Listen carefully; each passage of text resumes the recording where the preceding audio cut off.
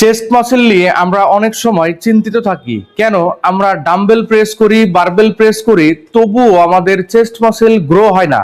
Grow হবে কিভাবে? আপনি একই ওয়ার্কআউট প্রতিদিন করতেছেন, একই খাবার বারবার যদি আপনি খাইতেই থাকেন, সেটা যতই ভালো খাবার হোক না কেন, একটা সময় আপনার মুখের রুচি নষ্ট হয়ে যাবে।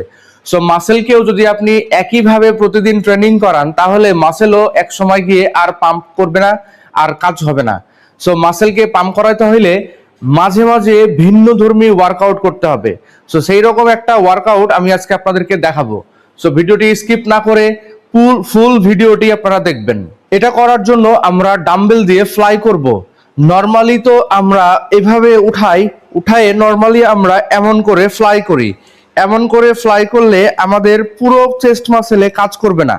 আমরা যদি এটাকে অন্যরকম ভাবে ব্যায়াম করতে যাই, তাহলে চেস্ট আপ করব, হাত ওপরে রেখে যখন নিচে নামাবো ডাম্বেল, তখন আস্তে করে ডাম্বেলটাকে এইভাবে বাঁকায় দিব। দেন উপরে ওঠানোর সময় আবার সোজা করে ফেলবো। নামার সময় ডাম্বেলটা হালকা ঘুরে যাবে। তাহলে এটা আমাদের আপার chest, middle chest, lower chest প্রত্যেকটার উপরে ফোকাস করবে।